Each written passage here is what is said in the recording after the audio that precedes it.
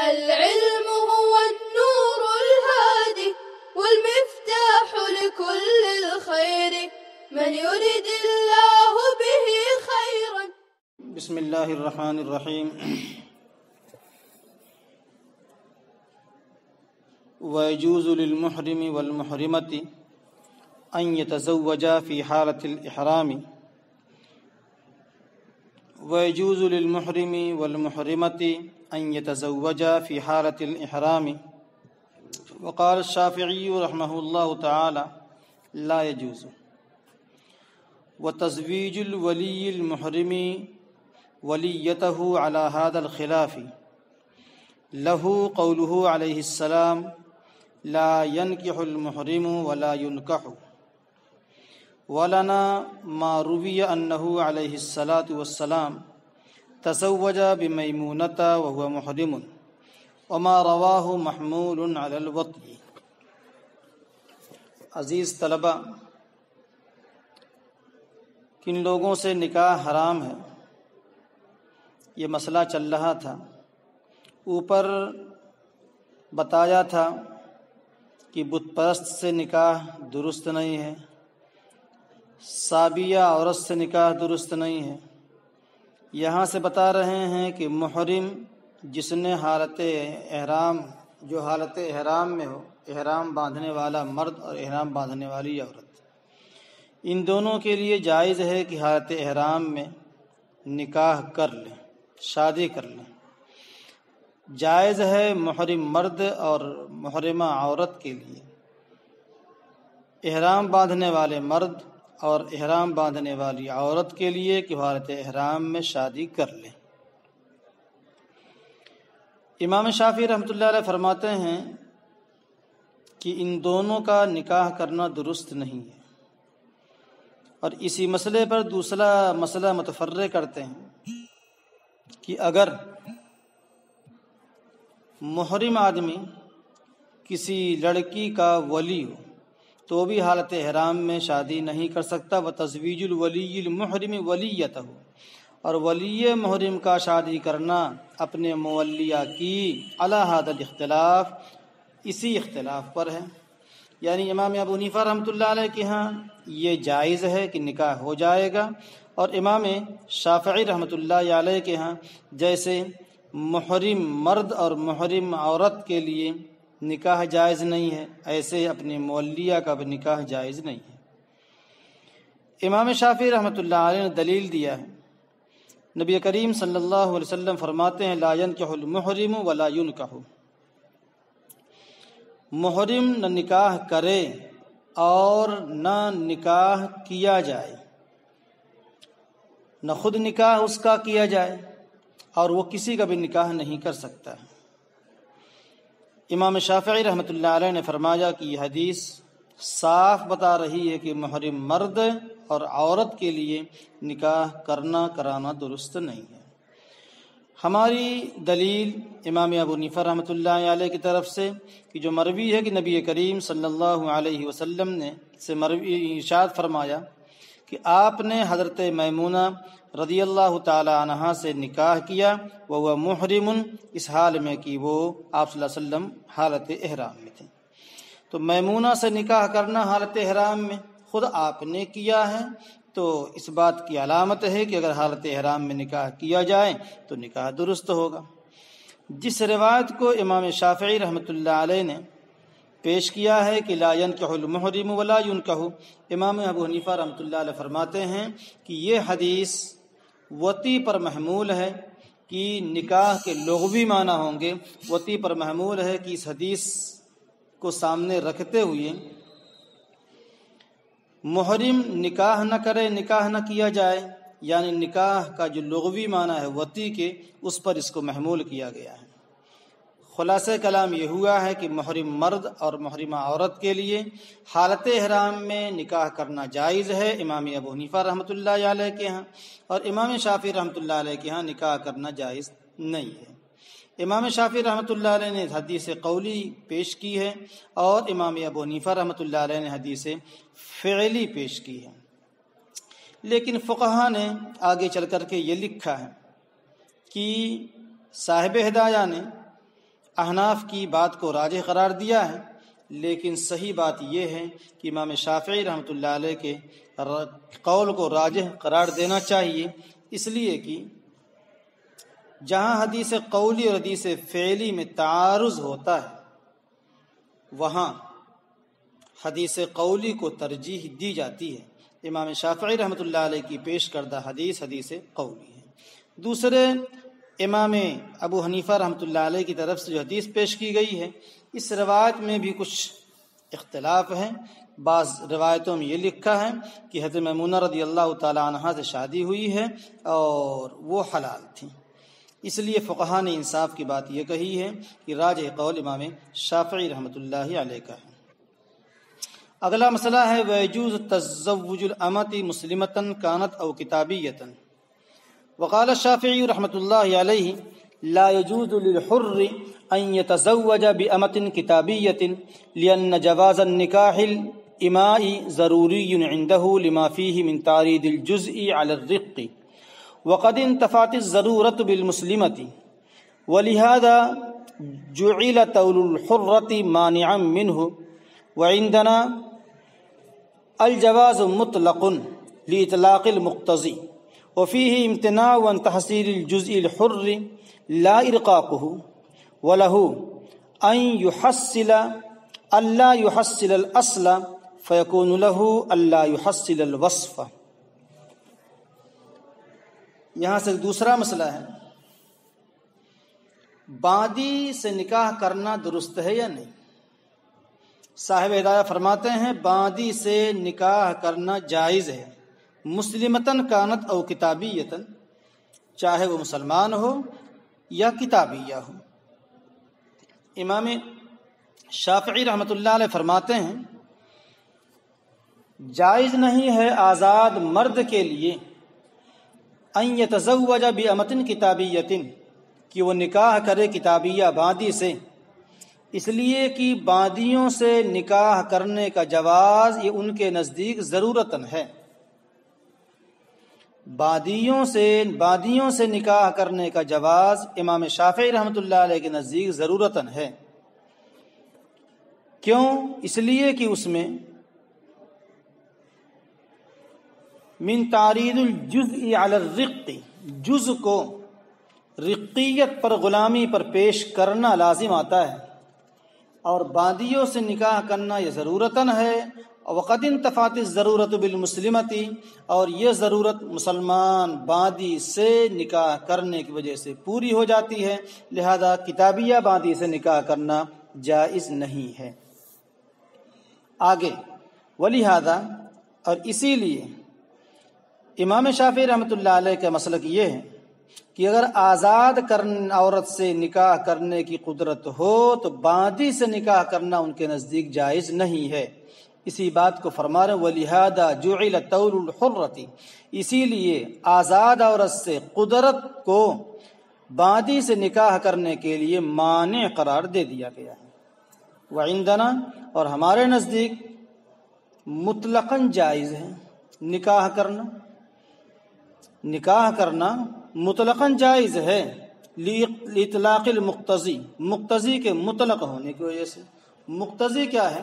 قرآن کریم نے صاف کہا ہے فَانْكِحُوا مَا طَابَ لَكُم مِّنَ النِّسَاءِ، جو عورتیں تم کو اچھی لگے نکاح کر لو، اس میں باندی کی اور مسلمان آزاد کی کوئی خصوصیت نہیں۔ باندی کی یا اسی طریقے سے آزاد کی کوئی خصوصیت نہیں ہے۔ دوسری جگہ کہا وَأُحِلَّ لَكُم مَّا وَرَاءَ ذَلِكُمْ، ان عورتوں کے علاوہ تمہارے لیے سب حلال ہیں۔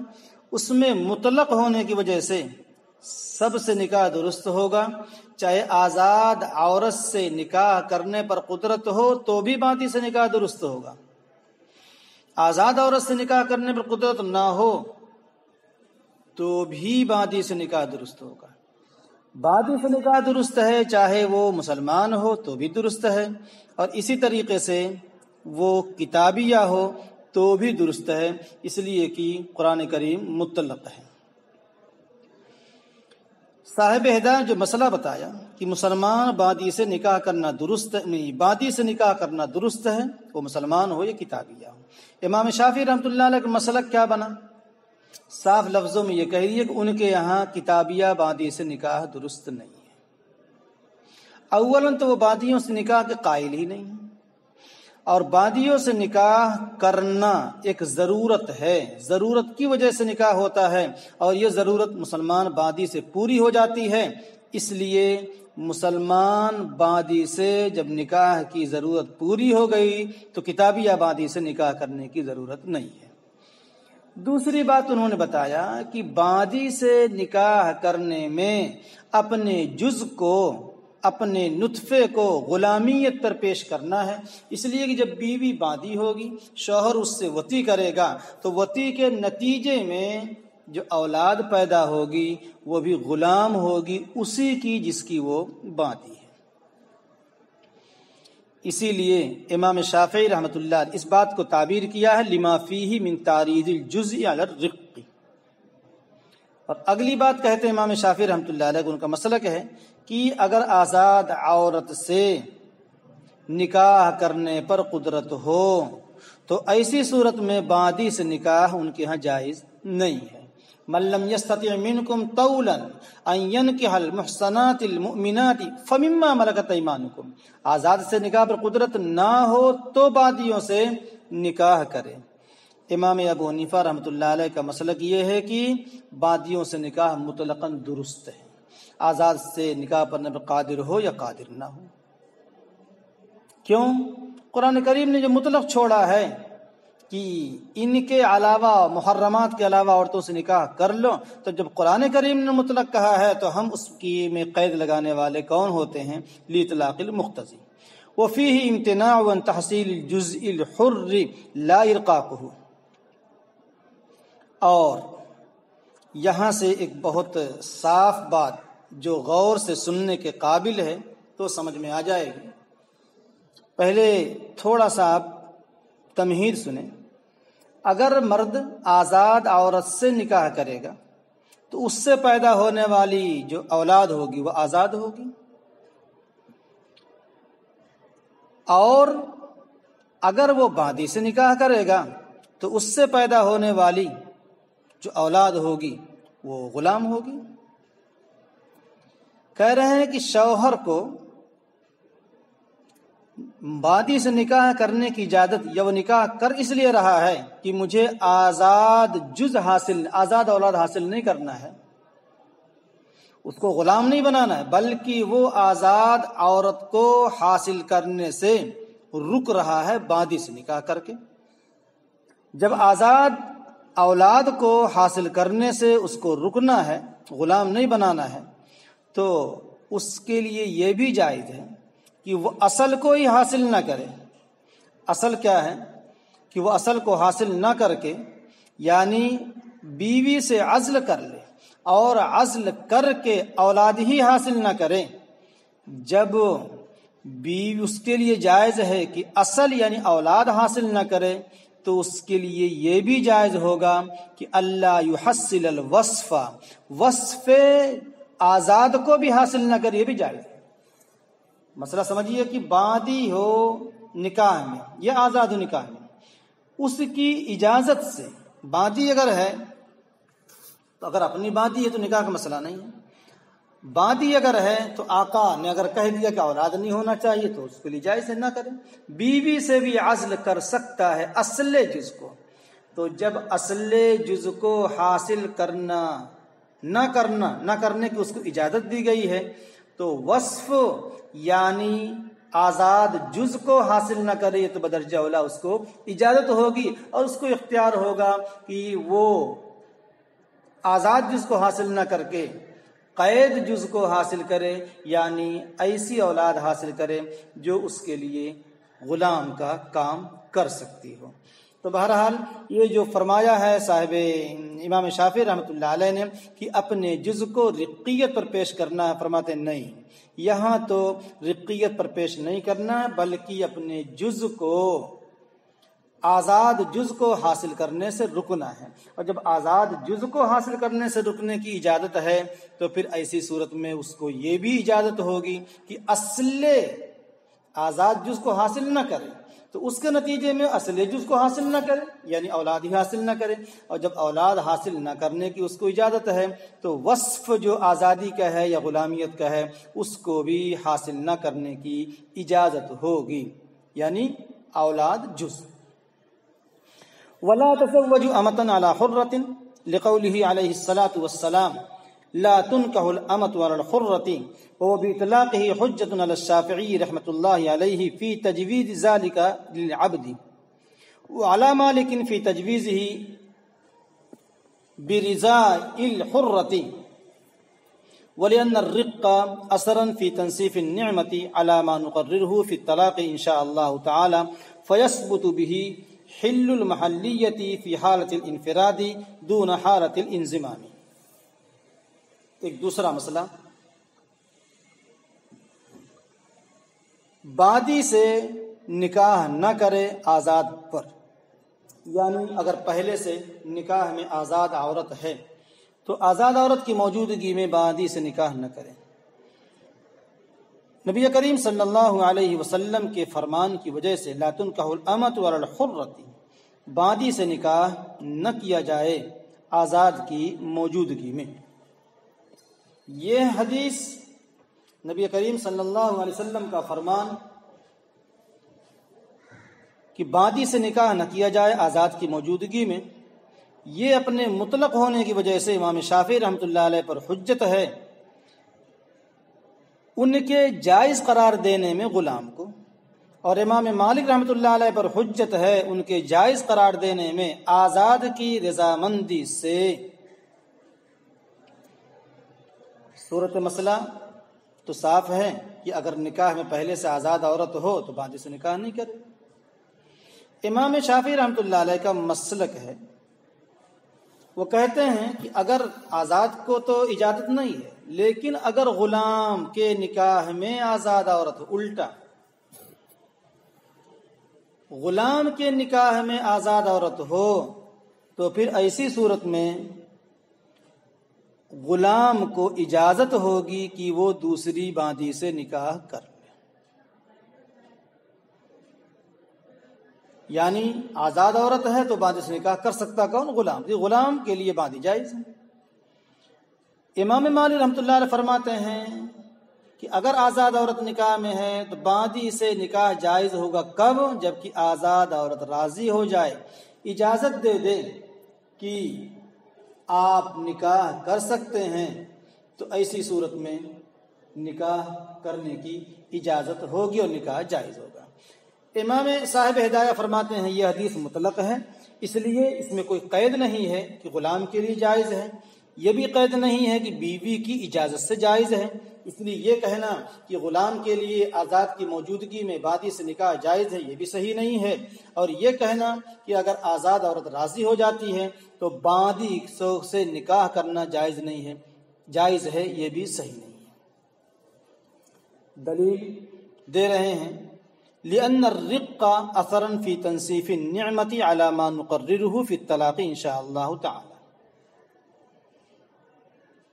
یہ جو امام شافعی اور امام مالک رحمۃ اللہ علیہ کی دعوے ہوئے ہیں، اولاً تو حدیث سے رد کر دیا، دوسرے دلیل عقلی دے رہے ہیں۔ دلیل عقلی یہ ہے کہ رقیت، آزادی، غلامیت نعمت کے ادا کرنے میں مؤثر ہوتی ہے۔ صاحب ہدایہ فرماتے ہیں ہم اس کو باب الطلاق میں چل کر کے انشاءاللہ بیان کریں گے، ثابت کریں گے، اس لیے کہ اکیلے ہونے کی حالت میں محل کے حلال ہونے میں، اکیلے ہونے کی حالت میں محل کے حلال ہونے میں ثابت ہوگی تو جمع کے ہونے کی حالت میں ثابت نہیں ہوگی۔ عبارت دیکھیے غور سے، فَيَثْبُتُ بِهِ حِلُّ الْمَحَلِّيَّةِ، محلیت کی حلت اس کے ذریعے ثابت ہوگی، فی حالت الانفراد، انفراد کی حالت میں، دون حالت الانضمام، انضمام کی حالت میں نہیں۔ پہلی بات تو یہ سمجھیے کہ رقیت سے نعمت میں تنصیف ہوتی ہے.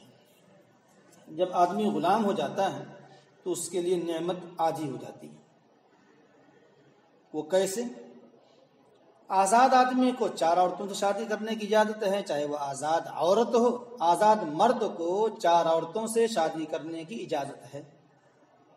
وہ 4 عورتیں چاہے آزاد ہوں یا غلام. لیکن غلام کو، رق کو 2 ہی شادیاں کرنے کی اجازت ہے، چاہے وہ آزاد عورتیں ہوں چاہے وہ باندی ہوں. ایسے ہی سزا میں تنصیف ہو جاتی ہے. اگر کہیں پکڑے گئے کسی کو تہمت لگانے میں تو آزاد کو 80 کوڑے لگتے ہیں، غلام کو 40 کوڑے لگتے ہیں. زنا میں پکڑے گئے تو آزاد کو 100 کوڑے لگتے ہیں اور غلام کو 50 کوڑے لگتے ہیں. تو رقیت کی وجہ سے نعمت بھی عادی ہو گئی، سزا بھی عادی ہو گئی. لیکن آزاد اور باندی دونوں کو اگر شادی کرائی جائے تو اس میں آزاد اور غلام میں کوئی فرق نہیں ہے. حالت انفراد میں دونوں تو رقیت میں مؤثر ہیں. رقیت میں مؤثر ہیں یعنی غلام کو 2 عورتیں اور آزاد کو 4 عورتیں. لیکن انضمام میں کوئی فرق نہیں ہوگا. انضمام کا حاصل یہ ہے کہ اگر ملانا چاہے آزاد عورت کو 2 عورتوں کو، آزاد اور باندی کو، یا غلام ملانا چاہے آزاد اور باندی کو، تو ان دونوں میں کوئی فرق، یہاں رقیت مؤثر نہیں، یہاں دونوں کا حکم الگ الگ. تو رقیت منفرد انفرادی حالت میں تو حکم الگ ہوگا، لیکن ملانے والی جو حالت ہے آزاد اور باندی کو، انضمام کی حالت میں مسئلہ الگ ہوگا. دونوں میں کوئی فرق نہیں ہے، بلکہ جس طریقے سے آزاد کو، مرد کو آزاد عورت کی موجودگی میں باندی سے نکاح جائز نہیں ہے، اسی طریقے سے غلام کو آزاد عورت کی موجودگی میں باندی سے نکاح درست نہیں ہوگا. انفراد کی حالت میں رقیت کا اثر ظاہر ہوگا کہ 2 ہی عورتوں سے شادی کر سکے گا، لیکن جب ملانا ہوگا تو ملانے میں کوئی فرق نہیں ہوگا، بلکہ جیسے آزاد مرد کو ملانے کی اجازت نہیں ہے ویسے ہی غلام کو بھی ملانے کی اجازت نہیں ہوگی. آگے اگلا مسئلہ ہے وَيَجُوزُ تَزَوُّجُ الْحُرَّةِ عَلَيْهَا لِقَوْلِهِ عَلَيْهِ الصَّلَاةُ وَالسَّلَامُ تُنْكَحُ الْحُرَّةُ عَلَى الْأَمَةِ وَلِأَنَّهَا مِنَ الْمُحَلِّلَاتِ فِي جَمِيعِ الْحَالَاتِ إِذْ لَا مُنَصِّفَ فِي حَقِّهَا. اور جائز ہے آزاد عورت سے شادی کرنا باندی کی موجودگی میں. اگر پہلے سے نکاح میں باندی ہو تو اس کی موجودگی میں آزاد عورت سے نکاح کیا جا سکتا ہے. نبی کریم صلی اللہ علیہ وسلم نے فرمایا ہے تنکح الحرۃ علی الامۃ، آزاد سے باندی پر نکاح کیا جا سکتا ہے. یہ نقلی دلیل ہے. عقلی دلیل ہے لأنہا من المحللات، اس لیے کہ آزاد عورت تمام حالات میں حلال ہے. لأنها من المحللات فی جمیع الحالات، تمام حالات میں حلال ہے، اس لیے کہ اس کے حق میں کوئی تنصیف کرنے والا، کوئی منصف نہیں ہے کہ یہاں آدھا آزاد کو، باندی کو آدھا، اور کیا کہتے ہیں آزاد عورت کو آدھا. اس لیے کوئی تنصیف نہیں ہے. تنصیف نہ ہونے کی شکل میں آزاد عورت سے نکاح کیا جا سکتا ہے باندی کی موجودگی میں. دوسرے اگر پہلے سے اگر نکاح میں آزاد عورت ہے اور باندی سے نکاح کیا جا سکتا ہے تو اس صورت میں آزاد عورت کی توہین ہوتی ہے. لیکن اگر باندی پہلے سے موجود ہے، آزاد عورت سے نکاح کیا جاتا ہے تو اس میں آزاد عورت کوئی شرم نہیں ہے، کوئی توہین نہیں ہے، اس لیے آزاد سے نکاح کیا جا سکتا ہے. اگلا مسئلہ ہے فَإِن تَزَوَّجَ أَمَةً عَلَى حُرَّةٍ فِي عِدَّةٍ مِّن طَلَاقٍ بَائِنٍ لَمْ يَجُزْ.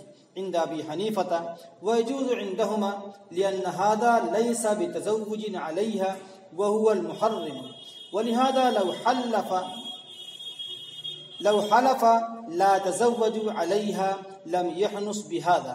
ولأبي حنيفة رحمة الله عليه إن نكاح الحرة باق من وجه لبقاء بعض الأحكام فيبقى المنع احتياطا بخلاف اليمين لأن المقصود ألا يدخل غیرہا فی قسمہا.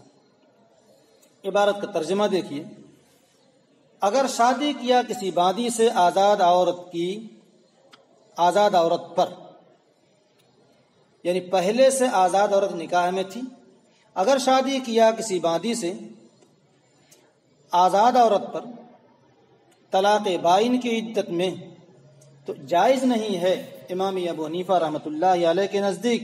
ویجوز عندہما، اور جائز ہے امام صاحبین کے نزدیک، اس لیے کہ یہ اس پر شادی کرنا نہیں ہے.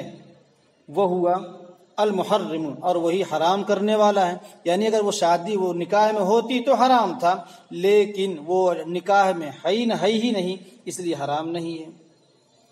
صاحبین نے ایک دلیل دیا ہے، ولہذا، اور اسی لیے لو حلف لا يتزوج علیہا، اگر قسم کھا لیا لا يتزوج علیہا، اس کی موجودگی میں شادی نہیں کرے گا، لم یحنس بہذا، تو باندی سے شادی کرنے کی وجہ سے حانس نہیں ہوگا. امام ابو حنیفہ رحمۃ اللہ علیہ فرماتے ہیں کہ بھائی آزاد عورت کی عدت میں باندی سے نکاح کیا یہ درست نہیں ہے، اس لیے کہ آپ صلی اللہ علیہ وسلم نے صراحتاً منع کیا ہے کہ لأن ابی حنیفہ، امام ابو حنیفہ رحمۃ اللہ علیہ کی دلیل ہے کہ آزاد کا نکاح من وجہین باقی ہے، لبقاء بعض الاحکام، بعض حکام کے باقی رہ جانے کی وجہ سے، فیبقى المنع احتیاطاً، تو منع یعنی عدم جواز نکاح سے وہ احتیاطاً باقی رہے گا، برخلاف یمین کے. جو قسم کھانے کی بات ہے، قسم کے مسئلے میں تو ہم بھی آپ کے ساتھ ہیں کہ اگر عورت کو طلاق بائن دے دیا ہے تو اس کی موجودگی میں، آزاد عورت کو طلاق بائن دے دیا ہے اور وہ طلاق بائن کی عدت گزار رہی ہے، اس کی موجودگی میں اگر باندی سے نکاح کر لیتا ہے تو یہ اگر قسم کھایا تھا، بات سمجھیے، اگر قسم کھایا کہ میں آزاد عورت کی موجودگی میں باندی سے نکاح نہیں کروں گا اور کر لیا ہے تو حانس نہیں ہوگا. کیوں؟ یہاں مقصود یہ ہے کہ اس عورت کی موجودگی میں، یعنی اس عورت کی باری کی موجودگی میں جو اس کے پاس رات گزارنے کی ہے، میں دوسری عورت باندی کو نہیں لاؤں گا، اور جب طلاق بائن دے دیا تو اس کی باری ہی ختم ہو گئی ہے، باری ختم ہو جانے کی وجہ سے اس سے نکاح کرنے سے حانس نہیں ہوگا. جہاں تک بات رہی عدت والی آزاد کی، من وجہن وہ باقی ہے، اس لیے اس سے نکاح صحیح نہیں ہوگا. تھوڑا سا اور سمجھیے. صورت مسئلہ یہ ہے، آزاد عورت کو طلاق بائن دے دیا، وہ عدت گزار رہی تھی، اس نے نکاح کر لیا باندی سے.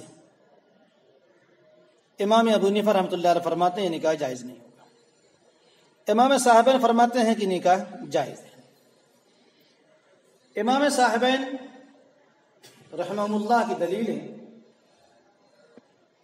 کہ جب طلاق بائن واقع ہو گئی تو آزاد عورت اب نکاح میں رہی نہیں. جب نکاح میں نہیں رہی تو باندی سے نکاح کر سکتا ہے، کیونکہ حرام جو ہے وہ آزاد عورت کی موجودگی میں باندی سے نکاح کرنا حرام ہے، اور اب نکاح ہی نہیں ہے. اس کی ایک مثال دے رہے ہیں.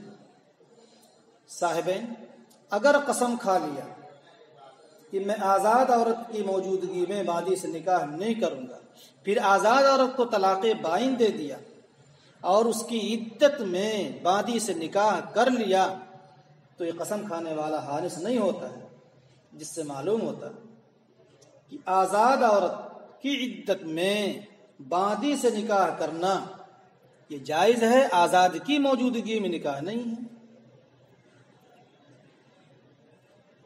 اور انہوں نے اصول بتایا ہے طلاق بائن کی عدت میں بیوی کا ہونا ختم ہو جاتا ہے۔